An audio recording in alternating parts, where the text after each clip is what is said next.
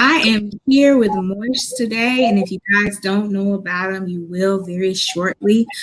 If you guys are paying attention to the Instagram or you in our group me group, then you know that Moish is here to talk about law firms, intellectual property, and a big move.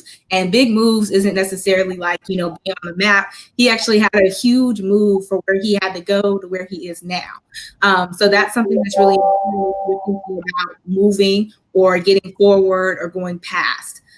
So if you guys are looking or excited and want to hear more, then definitely tune in. Moish, I think you got some kickback or some feedback sound happening on your end. I'm not sure what it is. So give us 2 seconds, y'all. And while he is doing that, I will read his bio.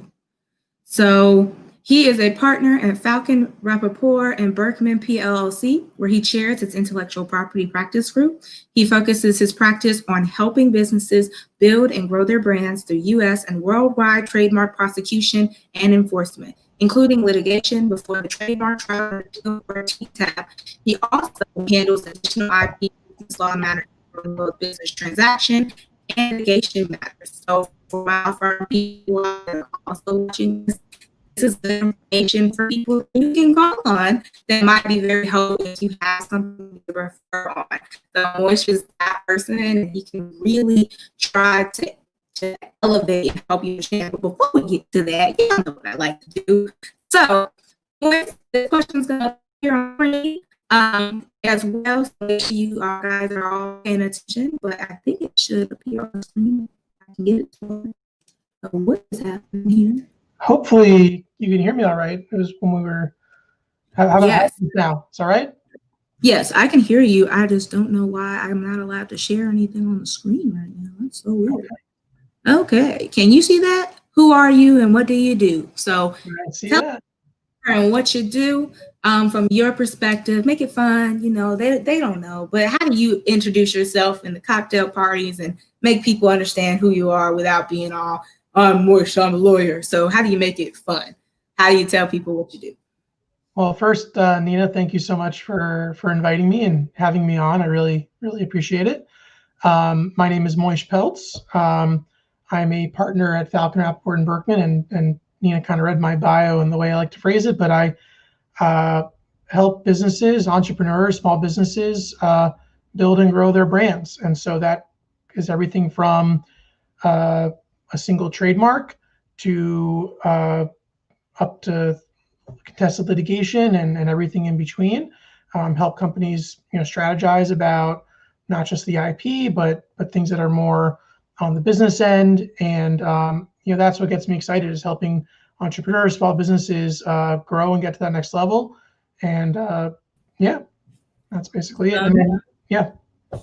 I like that, Moish. And you won't see my face for some parts because I'm gonna come in and out just so you can see me interacting with you, but this is more so about you. So I don't want to be distracting to anybody so they can completely focus on you, and I'll take myself in and out of the stream. So the next thing is, tell me more about you that I can't find on paper. So what's not on your LinkedIn profile that would be nice for me to know so I can kind of connect to you, relate to you, and, figure out how we can connect in general.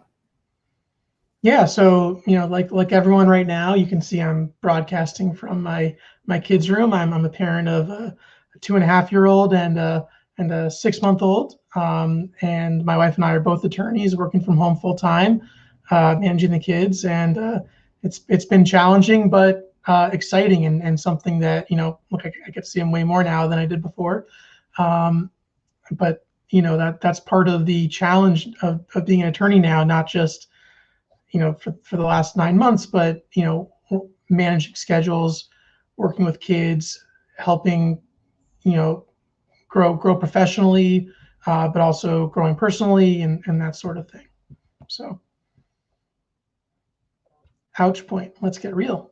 So this is your struggle story that we talked about. Tell us a little about your struggle story. What's the thing that you didn't want to tell anybody today, but you were like, look, maybe it'll help you continue to go down this path in the field of IP or just in the field of law in general?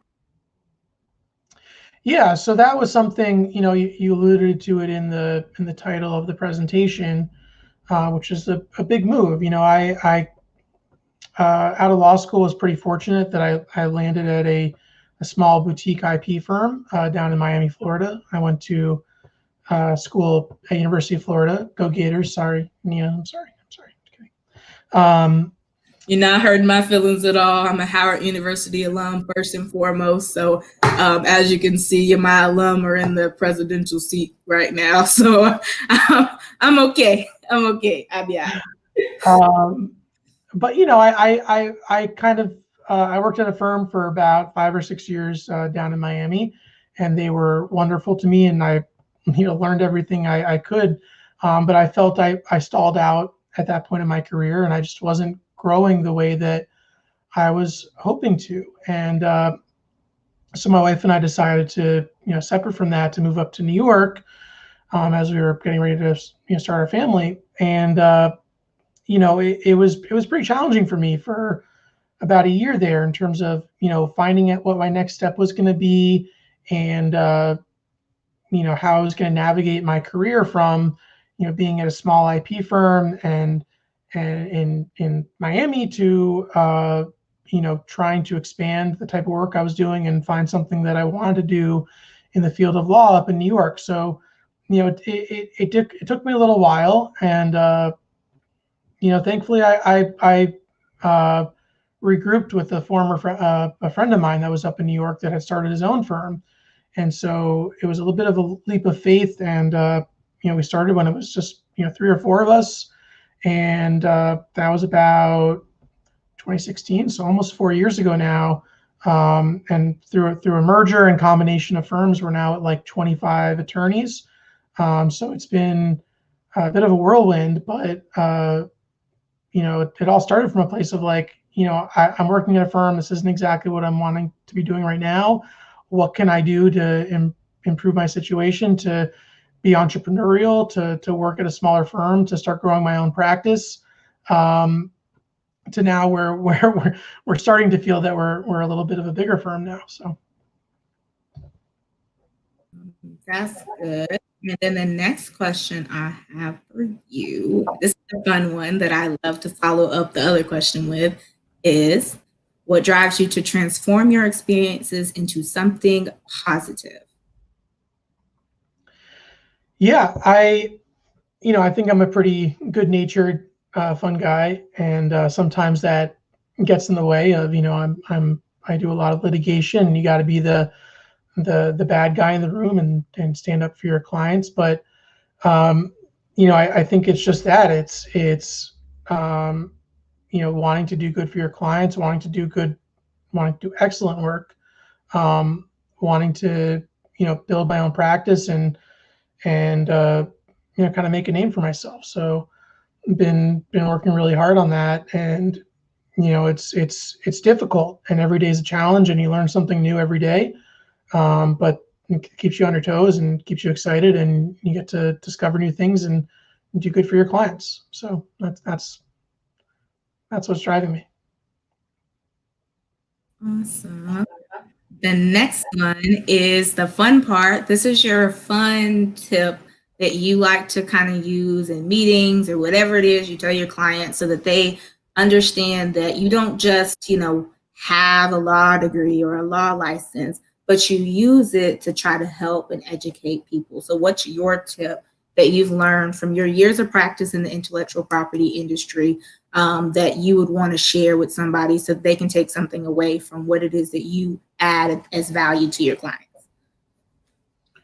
Yeah, it's definitely that whatever interest you have in life, in business, in your career, you can combine that with law. So, in IP, for example, like I love technology and computers and learning new things, and so that's why I thought IP was a great fit for me, is because I love learning new things and finding out things the hard way sometimes. And it made me think of we had a client that had an issue with a web domain, and I knew a little bit of background, but I didn't know anything about what the experience was. But the client had an issue, and I had to figure it out and solve it. So it's like little problem solving like that, and it's taking in all the other things you learn from all facets of your life, and just never being afraid of continuing to learn. And just because you don't know the answer immediately doesn't mean you can't learn it and work through it. So that's my tip: is whatever challenges you have in terms of not knowing things, not being ready, uh, you know, just keep going, keep trying to learn, keep working hard, and you'll figure it out. Awesome. That ended up being a motivational message in the end, but you're going to have a chance at the end to give us another motivational message, Morris. This is the one that's super important. Is diversity is important, but what do you do to be more inclusive and encourage others to enter that field that you're in that don't look like you? And I know it's a lot of words, but I think that we get lost, right? Because we just talk about all the diverse people we hire, and we forget that we need to encourage others to enter the field, not just hire people. Because if we get them there and our programs don't have any type of substance or usefulness for reporting people who aren't treating you right, then it doesn't matter that they're there if they have no chance to move up in your firm. So what do you do, and what do you know about people that you work with? What do they do to be more inclusive?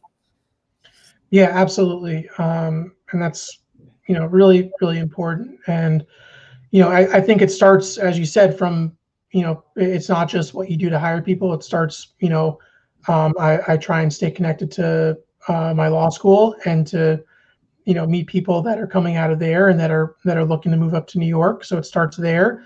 Um, it includes the hiring process where, we have, I mean, we're I think a little bit lucky that we're in New York, and so, you know, New York is a very vibrant and diverse place, and we love that about where we live, and that's, one of the things I really love about being here. And so I think our firm is pretty representative, that we have a lot of female attorneys. We have a lot of people from different diverse backgrounds, both in all sorts of different ways. So we definitely, I mean, I think it's just we're lucky that we're in an area, but we definitely make an emphasis on hiring in that. And then I think it's also in the types of clients that you're working for. I think the clients, want to see that there's attorneys that understand the things that they're working on. And so, for me, like when I like taking a lot of business from online and from the internet, and that leads to a lot of clients that are, early stage and smaller than perhaps a larger firm would take on. But I think it leads to really interesting individuals and business owners that have different needs that, you're able to satisfy, and that we have attorneys in the firm that are able to satisfy based on just being open to different experiences, and to clients that aren't just, a huge conglomerate company that are doing whatever, that, are a smaller entrepreneur that are trying to build up their own thing. So I think it's just being open to those experiences, and being adaptable to whatever's going on. That's powerful, right? Being adaptable. And that means that, I mean, there's no one rule, right? That's really what the takeaway is. There's no one rule, there's no one policy that works. You just constantly have to reinvent your policies. And I think that's a really good takeaway from what you're saying, is that you have to adapt it. You have to be adaptable to how the times are changing in the way that the world works. Everything might not seem easy at first, but everything has to change. Rules can't stay the same forever. That's the whole reason why we have lawyers. Because if the rules were just stringently enforced, depending on who was the enforcer, well, we wouldn't really be needed, were we? Because it would be a police state, and everything would be run by whoever enforces the rules. So I'm glad that we have lawyers, because that's who keeps the rules in check and accountable. And I think it's a check and balance that's necessary. So diversity in your firm, that's the check and balance, right? You have to find a way to be inclusive that's adaptable. So I think that's a great takeaway from what you're saying. Absolutely. And I mean, you see it. I mean, just me, when you were saying that, it made me think of, I have a lot of small businesses that are selling in e-commerce, and, there's a lot of really big companies that are established companies, and they are legacy companies, and they do things their own way. And when you are a client working for small companies that are doing e-commerce, like you're working with people that are bringing their own experiences and are building their own small business and have all, you know, they're not just a big company that has a legacy or whatever. They can do it their own way. So we try and be entrepreneurial and adapt to our clients and just as you said. So. Mm-hmm. And before we get to the lesson part, what is your way, your innovative strategy that you had to pick up during COVID that really helped you guys during this period? We're coming to the end of this awful COVID 2020 year. It's been awful, but good, right? It's been good for trademark attorneys everywhere because people finally got and sat down and looked at the business and said, you know what, it's time, which is really good because I don't think we would have ever, as my mom said, press pause had it not been for COVID. So that is the silver lining. Even though people are dying, I am not discounting that, y'all, I promise. But I just wanted to say that's something that is a good takeaway, that at least you sat down and finally decided to move forward with your business that you've been wanting to do for years and never had the time to do. So yeah, and that's right on, because you're absolutely right. And I don't want to, I mean, this has been really tough for a lot of people. And I think as attorneys and IP attorneys, we're very lucky that a lot of what we can do can be done from the comfort and safety of home. And so that, you know, definitely very privileged in that respect. But, you know, with that said, everything, you know, we had to reevaluate everything. We were pretty lucky that we were a relatively young firm, and, you know, we had all of our cloud services, VoIP phones, in place. I already worked from home, you know, with young kids, like 1 or 2 days a week anyway, so I was used to it. But, you know, we completely revamped our web presence. We expanded our online marketing activities. You know, because you can't go into a conference and meet people. You can go to an online conference. I found them to be more difficult to meet new clients, to expand your network, to expand your circle. So it's really what can you do to expand your circle of people that you're talking to, and conveying value into the things you can do in a challenging universe like this, and what are the different offerings that you individually or your firm can offer that are needed more now than perhaps they were before. So, you know, from the marketing, communications, and you know, technological system standpoint, we've done a lot there to, you know, try and improve and be ahead of the curve.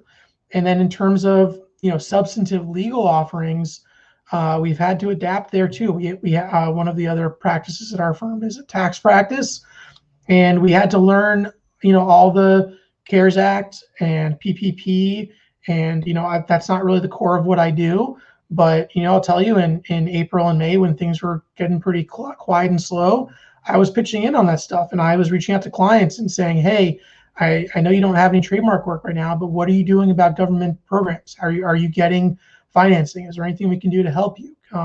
So I think it's just thinking creatively about what you can do innovatively, not just, you know, a new tech product, a cloud product, do that too, but what can you do when your clients are facing difficulties, to connect with them and to help them out. You know, same token, I have clients that are restaurants, gyms, construction companies that you know, got shut down, all just like completely screwed. You know, like years and years of building a business and saving, and gone in a month or two. So seeing the whole gamut of it, but that, you know, you got to focus on the positive things you can bring to the table. And that's really beautiful, because that's the thing. It's the positives that we found during COVID, but also the way that you can help others. Like, you innovate and you find strategies, but a lot of us forget to give back to the same people that we are serving. Like, everything that you found useful, they will likely also find useful if you work in business or if you work in law, because everything that I use right now to kind of give me the go ahead and give me the advantage of helping my clients, that's something that I can do using you guys out there in the public, and telling you guys, you know, this isn't just about the law that I know. I found a way to make it so that you can stream, you know, cross-platform for your clients that doesn't cost that much money, and you're able to enforce it as a small business owner. And that's the thing. That's the big thing that we're doing right now, that we're learning how to give back to others in a way in which we never did it before, right? Because if you think about it, we weren't so community oriented before because we didn't have to rely on anybody to go get us food, or we didn't have to rely on people to bring us our groceries because we couldn't really go out like that when there was quarantine. It was really official. So it's just one of those things where we've learned to rely on other people more, and they have learned to rely on us for the things that we need. So without further ado, anything you want to tell us about your lesson for today, about what you've learned as a law firm, what you've learned in IP, and then how you saw moving from Florida all the way to New York, what that lesson taught you. So, what's your story when you got to your new law firm and you together and decided to, make that big transformative step? Tell them about that process and then go into, IP and the move. Yeah. So, my lesson, and I think it's just continuing to move forward and continuing to work hard, control what you can control, and just believe that things are going to get better if you continue working for them.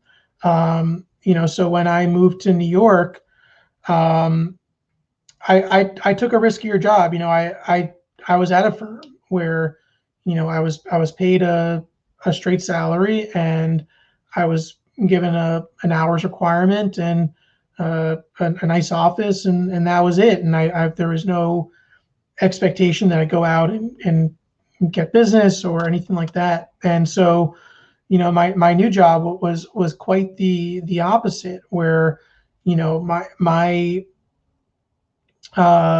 business, like the amount of work, my salary, basically, my income was tied to the amount of business I generated and the type of work I brought in and created for myself. So, I bet on myself that, the things that I had learned at down in Florida, that I'd be able to, take them up to a new market and expand and build a practice. So I bet on myself in that respect. And, it's been a few years now, and, every year is better. It takes a little bit of time to, get some traction and, um, prove to clients and prove to yourself, quite frankly, that you're able to do these things, not on your own, because I do have a team, but that you're able to be the person in the driver's seat and control, some matters. And I'll say, for me, that's kind of, once I saw those things click, that's what really helped me. And feeding back to what drives me is seeing those successes, seeing the work that you can accomplish, and seeing that I'm able to accomplish that being in the driver's seat, has been really fulfilling and has been exciting in a whole different way. So that was, I think, in terms of the big moves, it's doing that. It's betting on yourself. It's taking risks where, reasonable risks where you can, and just continuing to work hard and improve. Awesome. Sorry, I'm playing around with how to do it without taking myself off screen, but I can't figure it out yet. So That's okay. that big move that you were talking about, how scary was that? Was that something that you expected to kind of do, or was it like you know what, we're just gonna leave, okay, hun? Like, we're going. Like, I'm tired of this. I gotta go. But there's a lot of people that are still scared to even do that, right? They're still like, I just gotta keep working here until like I build up enough money. Is there ever a point where you build up enough money to take the risk of moving all the way to a whole other state to establish yourself?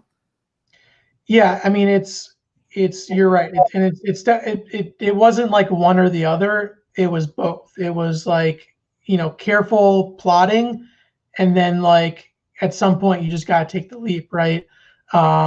So, and all of this would not have been possible without the love and support of my wife, who did it with me, right?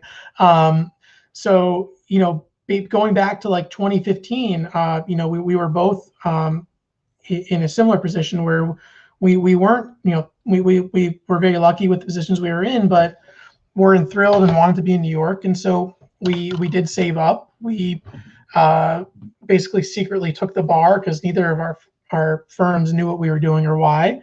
And, I studied for the New York bar, like basically for 2 weeks on nights and weekends, and flew up and just said, I'm taking a trip to New York, and that's it. Didn't really tell them why. And I got pretty lucky that I did pass the bar there in New York. And so there was a period there where we were like, yeah, this is what we want to do, right? But just because we took the bar doesn't mean you're actually going to do it. Then it's like you got to like actually quit, and you got to actually move up, and you got to actually find new jobs. And neither one of us had a job up in New York when we did that. So it was scary, and it was a period of transition, and it took some time, but it worked out, and we're both a lot happier for it, and we're both in a much better place now than we were then, but it did take some time. I love that. You know what I'm about to ask about next? I saved it for last. The law firm stuff and the move stuff is easy, but what about this worldwide trademark prosecution? Like, how do you get these things under your belt? First of all, that's just fascinating to me. So kudos to you, because a lot of people don't even think about how fascinating that really is. But tell us about that. What makes it something that you wanted to even enter? I know I love trademarks. Like, I love them. I don't know about the litigation part. I'm gonna leave that to you, but I love applying and registering people for trademarks and getting them started through that process and helping them stay compliant for the next, 10 years, because you don't understand, it's a 10-year process, y'all. You gotta stay with all of the different things, but that's what I like to do. The whole litigation, going back and forth. I gang licenses in all these different states just so I can litigate it. So explain to them this worldwide thing so that people can better understand it. Because for me, I don't even understand. So I'm asking for me too. Yeah, going worldwide, definitely. I mean, it's really, there's a few different points there. One is it's definitely client focused, right? Because if you're a client and you're I guess it could be any type of business, right? But if you're doing something, hyper local, great. But what if you get lucky and now all of a sudden you're not in Alabama, you're in Alabama and Florida and Georgia and there, right? Okay, well now you have a client in the UK. They're expanding to the UK now. So what do you do, right? Well, I don't know. I gotta talk to someone in the UK and say, well, I have a client, they have trademark, and what do they do, right? So you gotta find someone in the UK, and you gotta talk to them and say, hey, this is the kind of industry they're in, this is what they're doing. What's the best way for them to enter the market? How do they protect their brand? Is it just filing a trademark? Are there other things they need to do? So it's building a network, which I'm still doing, because I still think of myself as a relatively young attorney. And still learning a lot about this area. And every country's different. Every local council is different. Every client's different. And so every time you do it, it's a little bit different. And so, but that's ultimately what it is. It's client driven, and it's figuring out this client has a problem. They're doing really well in the US, but they don't know what happens when it comes to selling widgets in Japan. So what do they got to do? What agreements have to be in place? What IP has to be in place. So it's a challenge. You got to talk to the right people, and you got to talk to the client, and you got to figure out like what legal tools are there that are going to be available to solve that business need of expanding in a territory or setting up a licensing agreement or litigation. It's a lot of it can be litigation where you find out a competitor is doing whatever. A lot of it in the e-commerce world is based in China, so there's manufacturing issues and distributor issues and things like that. So again, just falling back to whatever it is that the client needs, that's something that I want to help them figure out. And if I don't know the answer, then I'm building a network of attorneys around the world that I can call, and I can say, hey, what do I do when this happens? And that's kind of the scope of it. And it's that part, right? Because if you don't have a global network, then trademarks is really difficult. And that's really what you're boiling down to. And most people just don't understand, because there is a benefit to working at a firm, is because they actually do develop those global networks early on because they understand that value. And you're a solo firm out there, you might not understand that. You might be just trying to hoard all the business to yourself. And it does not work in the trademark intellectual property industry, because if your client has a fashion line and they don't want people in China knocking it off because it becomes $1 million brand, it's going to be very difficult to enforce that in China if you don't know Chinese trademark law, because it is crazy. Even if you're Nike, or it's terrible. Like there's just so many issues so no matter what size company you are, from the very smallest to the very biggest, they're pulling their hair out with these issues. And that it's constant. And that's the frustrating part, right? Because you're looking at it from the perspective of, oh, well, I can just, you can't be jack of all trades in trademark. We have a network. That's what gives us the credence and the credibility in the market. When you don't have a network of trademark attorneys you can call in various areas in all the 50 states, if you're in the US, or all the different territories as well, you have some issues, because every state has a different thing that you probably didn't consider, that you might want to look into as a different protective measure for that client. Because some attorneys that work in states probably know what to look for on the SOS database to see which ones could probably be an issue for your client. You can develop way more methods than just, oh, I do everything. Yeah, but you better know a lot of people, because there are some trademark cases that you just can't take because you have too many clients. And that's where trademark attorneys are very useful to one another, because there you can have 200, I think I calculated this based off of normal fees in the industry, but you can have 250 trademark clients and eat very well for the entire year. So imagine there's more than 600 Starbucks trademark applications filed right now. So imagine if you were the person who filed every single one of those applications, you would be fine. So imagine a company, or getting in multiple companies, and you get to the point where you get 250. At some point, you're going to have to turn those over. You cannot keep on having an indiscriminate amount of trademark clients. Unless you're a law firm like Morris, I can't do it. Yeah, I don't have enough people. It's just me and the firm interns. That's it. Yeah, look, I think it's totally relying on a network and building out and figuring out the resources you need. And I think, Nina, you're saying exactly right. And those things keep changing. There are a lot of resources out there. When we were talking about the international aspect, I was going to mention, INTA, the International Trademark Association, which I'm a member of. It has a lot of resources for law students and attorneys that are just getting out of school. And those resources get really expensive when you're a practicing attorney. But if you're not there yet and you want to meet people, around the country in the US that are doing these kind of issues, or you want to meet people around the world, I would recommend that you they do a lot of local events now. They're doing a lot of online events, and they hopefully be doing conferences soon. So I would recommend getting involved. They also have a job bank and things like that. So I think that's a good resource. There's other ones like that people can feel free to contact me with, and I'm happy to connect them. I like that. So that's really important, y'all. If you're in law school, a lot of things are free in law school. They do hear about us when you get out of law school. So anything that has a membership group or resources, take all the advantage of it in law school, because once you get out, they got like $50, $60 memberships in some associations, and then they got $300, $400 memberships for us attorneys out here who've been out for longer than a year or 2 years in some places.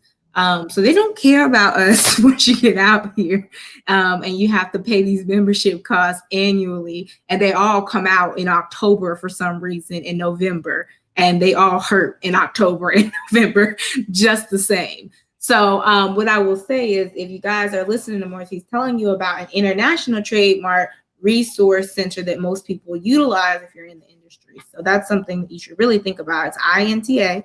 It's real simple to find. Just type in INTA. They have a lot of good information for international trademarks. But one thing you need to know, okay, this is my pro tip for y'all, China, okay?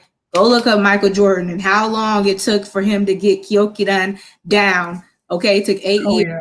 Yeah. for Michael Jordan to get them to stop using his name in their trademark because he was a celebrity, he was able to get that overturned. But we are not celebrities, so that is not going to be easy. And that's what he's talking about. If I didn't know enough or read enough about China, then I wouldn't know that. And that's only one aspect of Chinese trademark law. So imagine if I was not a Chinese trademark lawyer trying to advise my fashion client about what Chinese trademark law is, and all I knew was about Michael Jordan and Cokie. I don't even know how he got it fixed. I really don't. I just know it took him 8 years to get it fixed. A horrible battle that I'm sure they're happy to be done with.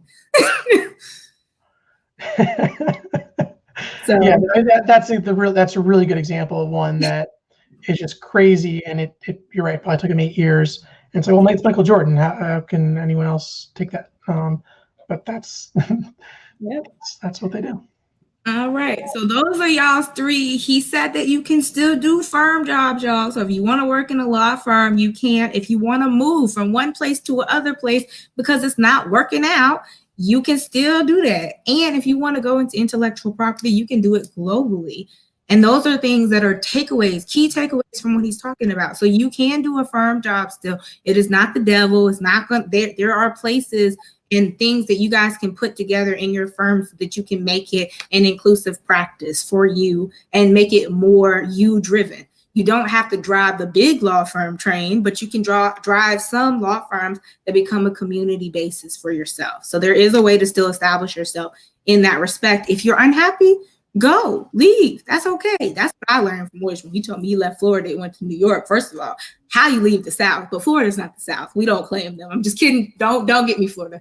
But how you Miami's like the 6th borough of New York City. So maybe it was just an interesting weather. But I mean, there's hurricanes, all sorts of stuff down there.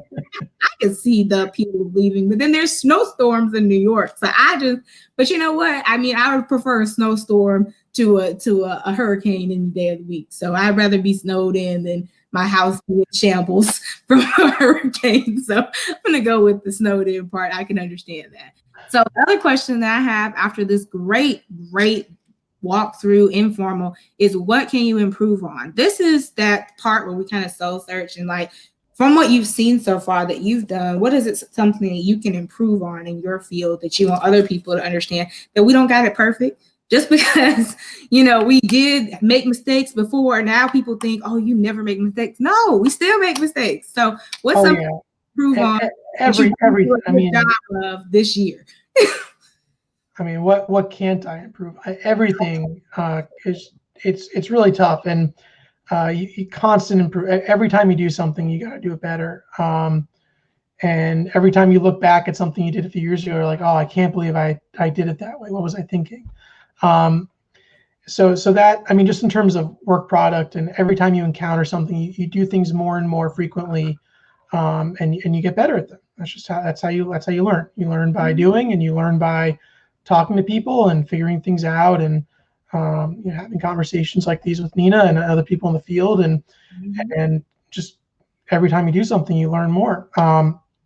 And then, I think a lot of what has been the challenge, now is, communicating within the firm, making sure you understand where your team is at, making sure you're communicating with them, both expectations and knowing that they're improving and they're doing better, but also understanding where they're at. Like, the now is not easy for anyone. So, it's communicating with people within the firm and making sure, you're able to convey the things that you're learning and that they're able to do things as well. And you're not the only one in a vacuum learning things and getting better, but, as an organization, you're improving, and that the organization itself is evolving and getting better and responding to the client needs. So those are the kinds of things I think about it every day is building and growing my own IP practice is tough and has been a challenge, but it's making it work. Awesome. And one of my questions came before I was ready for it. But job opportunities, remote internships, are there things that you guys have right now at your firm? I know a lot of people are looking for remote internships, anything where they can learn how to do what it is they do in law, because a lot of law schools aren't necessarily making it really easy to, incorporate your LSAT and all that. And people still want to do law. Like they still want to go and help and do things like that. So do you guys have any remote opportunities or any type of street work or street team like promotion, social media that you guys are looking into that will incorporate, even if it's voluntary or if it's paid? Do you have anything out there right now that you guys are doing that's different? Whew. I don't think so. Right now, we were actually, we had a big conversation with the firm partners, earlier in the summer, because a lot of firms in New York City area were deciding not to hire summer associates and Mm. skill programs, and we actually ended up hiring more people than we anticipated because we Mm. had the demand. So I think most of our hiring takes place in the summer, and so that's going to be coming up again this year, and that worked out really well for us, and we're very fortunate that we were able to hire people that were really qualified this year, and are doing some great work for the firm. So I would encourage anyone that's interested in IP and being in New York, to reach out to me. I don't know exactly when our next window for hiring is going to open up, but we are continuously hiring, and right now I know for there's one department, not my department, that has an opening for a more senior role, like a mid-level role. It just depends on what I need. So right now that we don't have one for my practice, but we have a bunch of other practices that might throughout the year, or come summertime when there's a summer associate position. Um, And in that vein, I do have your email scrolling across the bottom, but how else can they contact you or get in touch with you? Is there a phone number for the office or anything like that that they can use to contact you? yeah, so email is going to be best. Anyone can feel free to reach out to me anytime. Email right there, mpeltz@frblaw.com. I'm also on LinkedIn. There's not too many Moish Peltzes, Moish. If you search that, you'll find me. It's mpeltz on LinkedIn as well. Mhm. Um, so you can feel free to connect with me there. And if you're looking to meet people in New York, or I still have a big network down in Florida. If either of those are relevant to you, feel free to reach out. Um, and yeah, phone number is 212-203-3255. Call my office, and but I really email, email me, and we'll set up a time for a call or Zoom or whatever it is you want to do. And can you repeat that number one more time, a little slower for my audience that's trying to keep up with you?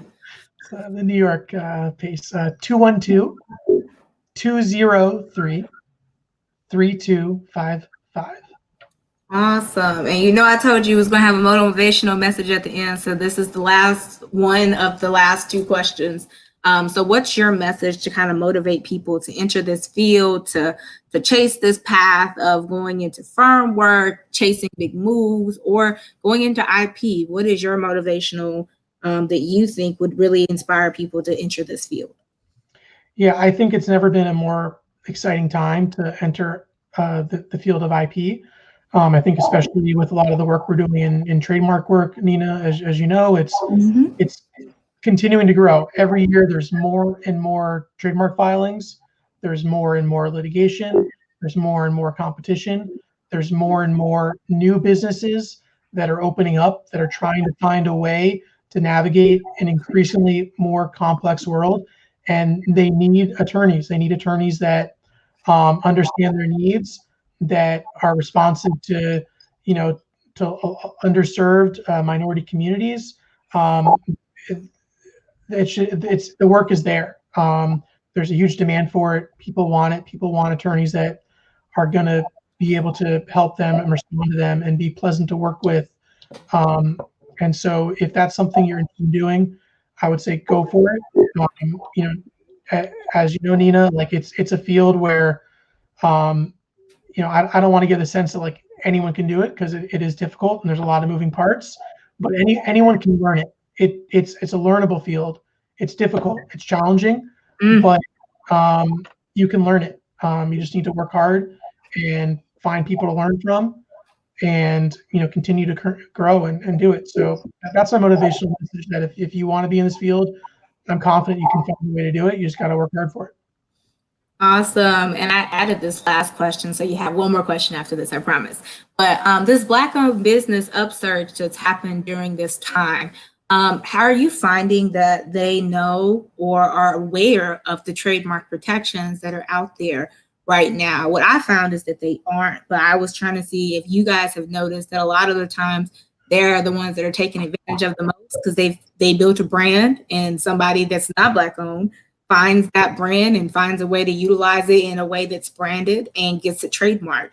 I know that that's happening with Lady A and Lady Antebellum. I know that happened with Blue Ivy, but that got shut down by Beyonce, and I don't know who her team is, but that got shut down real quickly by the USPTO office. Like, no, Blue Ivy events and Blue Ivy baby products are not the same, so nobody's going to confuse that.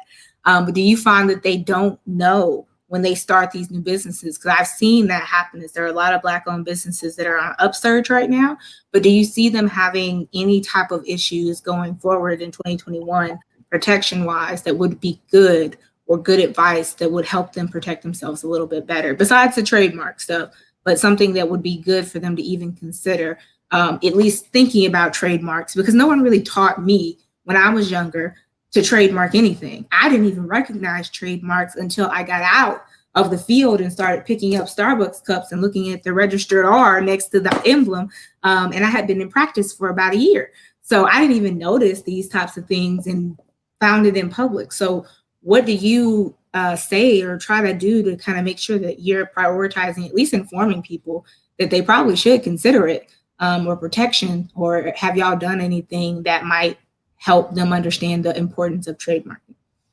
Yeah, that's a really good question, and I'm not sure I have a great answer for it, because a lot of what I do is, you know, a lot of my marketing messaging is for people that are already clued in, right? They're looking for a trademark attorney. They're looking for, and so people come to me and find me because that's what they're looking for. So I think it's a really good question of you know, what we're not doing, is reaching out to people and educating people that maybe don't know that's what they need. You know, a lot of people call me and they say, well, I want a patent. So I go, what do you mean by that? And talking to them, they mean trademark, right? They just don't understand the word or the concept they're looking for. I'm sure you get that a lot too. Yeah, I do. So there's a lot of that type of thing.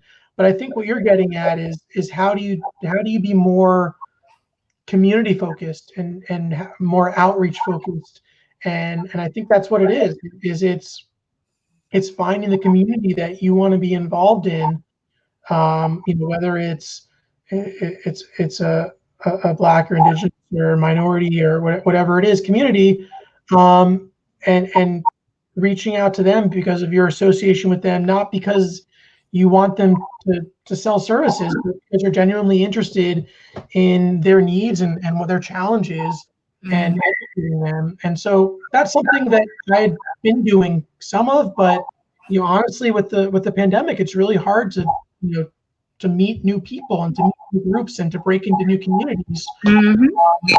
And so that's something that, you know, I would love to learn more about, and how to do it more effectively. Well, that's good. Well, I'll be speaking at Alt Legal in 2021, so I'll try to incorporate that into my talks for firms, because I think that that's super important. Is that they get left out? Is Black-owned businesses are the ones that suffer at the hands of trademark registrations the most, because they build brands and then they end up having the biggest barriers when they try to trademark later, because they don't know. They literally don't know what they were supposed to protect until they've already built the brand. And I think that that's something that we can do right now that would allow us more inclusivity in our firm. So that's just a challenge I have. I always want to try to bring up. And I just thought of it when I was like, well, what can I do to be more inclusive? While I'm over here telling the world that we need to be more inclusive, how can I do it? So that's just a challenge that I think I wanted to put in at the end of whatever I talk about, is to try to figure out a way to incorporate the people that are left out, the ones that, and this can extend to minority-owned business, women-owned business, veteran-owned, anything that does get left out. We don't know. Like, that is what I'm finding, is that consumers don't know that it's important to do a trademark search before you do a SOS state search or Secretary of State search for your business listing. And people just don't know to do that. And that has been a huge barrier to people's trademark applications later on, because they try to trademark words that are very common and very likely to get rejected. So that's just something that I wanted to make sure that I always highlight in my talk from now on. It came to me while I was talking to you. So you inspired me, Moish. You inspired me. Last but not least, I try to end this with some offer or something that you have going on promotional right now, either with the firm or something you just want people to know about. Maybe you guys have a CLE coming up. But is there anything that's going on with your law firm that you want more people to know about, that for some reason social media has not brought in the recruitment that you've been trying to? So you have that time to kind of talk about that now. Yeah, I have nothing to pitch. I will be doing by the end of the year, I hope, a trademark basics for, just like we were describing, for new potential clients or small businesses. If someone wants to reach out to me, I'm happy to include you in a presentation like that. If other than that, if anyone is looking for any resource up in New York, I always tell people, like, if I can't do it for you, I know someone who can. And so that's the position I'm going to be. If anyone is ever looking for anything in New York, if it's not something I can help you with, I'll know another attorney, a CPA, an accountant, whatever it is. You're moving here, you need a real estate broker, I got someone for you. So anything like that, anything New York centric, reach out anytime. Happy to help. And thanks again, Nina, for having me on. You're so welcome. And I'm back. I figured I had to do it while we were talking. If you There you are. I was like, I have to figure this out because I have a conference in 2 days and I have to figure out how to take myself off the screen, because I don't want to be on the screen, but I still want to be able to talk to you. But at the same time, God works things out. But if you do ever use StreamYard, there's apparently a solo layout button on your video that you can click, and that makes it so that you're the solo presenter. So when you are streaming, boom, just taught myself a hack that I did not know before. So when you do StreamYard, there's a little button in the video that says solo layout if you hold your cursor over it. And you might not be able to see it on your end. But I say all that to say, you guys have learned so much. This is the end. But before I end, I just want to thank Moy so much for coming down and talking to us. Ladies, you guys do know you can watch this on replay. If you have questions, his email will still be streaming when you go watch this video later, because I know you will. And if you have questions, like he has said multiple times, reach out. Florida, New York. I know a lot of you guys are in Florida. I know a lot of you guys are in New York. So just reach out. Like, if you want somebody that wants to talk to you guys, well, boom, that's someone who is, again, telling you just reach out. Because my whole thing for creating the safe space that we have is so that you can network with people and do it correctly in a way in which will make a meaningful impact. If you reach out to him on LinkedIn, follow the LinkedIn messaging tutorial that we've talked about, okay? Try to make these connections worthwhile and make yourself memorable. But this information that you guys got is straight from, like, someone who's in a firm. Like, I have my own solo firm, but he's built it with other people. So as you're continuing to build these connections, as you see these speakers, save them in your Rolodex, put them in your email bank, email them throughout the year saying, hey, you have any opportunities? Or, hey, do you know somebody who can do this? And I promise you, you will be somebody that they remember when it comes time for you to find whatever opportunity you want. Don't be annoying, don't be crazy, but be very open and inviting to the people that you hear from, because who knows? This could be your opportunity to find a job. This could be somebody that could really connect you and really wants to pour into you, because as y'all know, just like me, I want to help people, and so do most lawyers and other people in the different industries that I bring on. So I love you guys. And Moise, thank you so much. We're going to go ahead and end this broadcast. I'm doing my 5-minute wrap up with Moise, but y'all can't see that. So talk to you guys real soon.